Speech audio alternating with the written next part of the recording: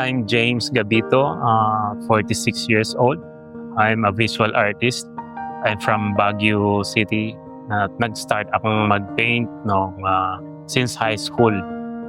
So medyo mahaba-haba na din yung experience ko sa pagpipinta. Nung nag-start ako, kahit anong medium ang ginagamit ko noon, oil, tapos watercolor, then acrylic, tapos balik sa oil. So nagpalipat-lipat lang ako. Nag-iisip ako ng anong medium yung medyo halos hawig sa oil, pero hindi naman ganun yung amoy. Nag-experiment ako ng acrylic na medyo malapot. Na-achieve ko naman yung gusto kong i-achieve, na parang oil yung effect, na hindi siya yung sobrang nipis, na nakikita mo pa rin yung brush strokes. Ang characteristic ng acrylic, kaya ko siya napili, madali siyang matuyo. Lalo sa amin sa Baguio, pag may month na sobrang malamig, foggy, tapos ang hirap magpatuyo ng painting. So yun yung isang advantage pag acrylic, mabilis siyang matuyo. Yung thought process ko sa paggagawa ng artwork ko, usually nag-i-imagine ako ng mga experience ko, yung magandang experience, para makagawa ako ng isang sketch muna. Tapos dinadagdagan ko na lang, yung iba ini-erase ko. And then hanggang sa mabuo ko yung composition niya, kung okay na siya, yun, tsaka ko siya pipintahan. Yung transitions ko sa work ko from itong ganito, loose impressionism, hanggang sa parang cubism na yung latest ko ngayon, parang gusto kong mag-explore pa ng bago.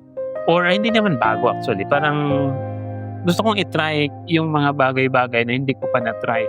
Kasi ayaw ko din na forever akong ma-stuck doon sa idea na ito lang yung mundo ko. Marami pa akong dapat i-try na makapag-produce ng bagong gawa. So yun yung isang naisip ko kung bakit di ko subukan yung ganito. At so far, nung ginawa ko, natuwa naman sila, maganda yung result. Minsan ang arts, kung saan ka happy, doon ka dapat. So happy ako doon. So sa ngayon, yun lang muna gagawin. Although okay din naman yung isang style, pero mas sa akin, personally, gusto kong matry yung iba. So kaya gusto kong mangyari, mag-i-evolve. Pero yung theme, almost the same lang din naman. Na tatak Pilipino pa rin at kulay Pilipino yung itsura. Sa recent work ko sa mga vendors, ang mga reference ko mostly sa market, sa palengke, local market lang namin.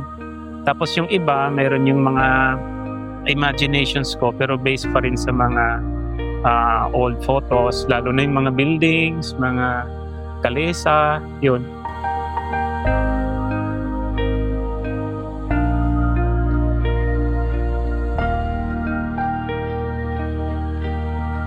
Ang nagustuhan ko sa Baguio na nagko-contribute karamihan sa works ko ay yung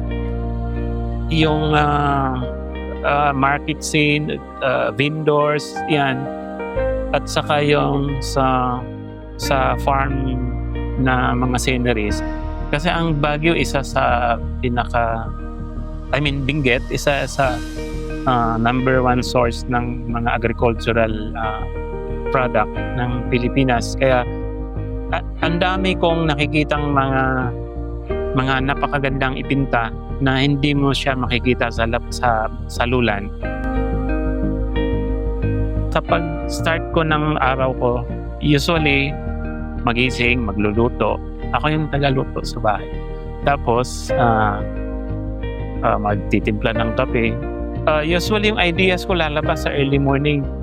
Kaya pag may naisip ako, ini-sketch ko lang ng rough lang. Kung maganda yung panahon, yun, magbabike. Pag okay. Pag morning, makakabike ako mga 2 to 3 hours a day, pwede na yun.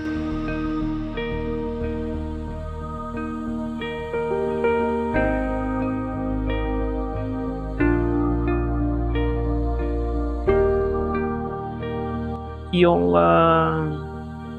spirit mo na rin bilang artist, yun siguro yung nagpo-push lagi na kahit minsan kahit down ka, pero yung pagiging artist mo nandyan araw-araw. Siguro yun yung nagpo-push lagi sa akin na magpinta.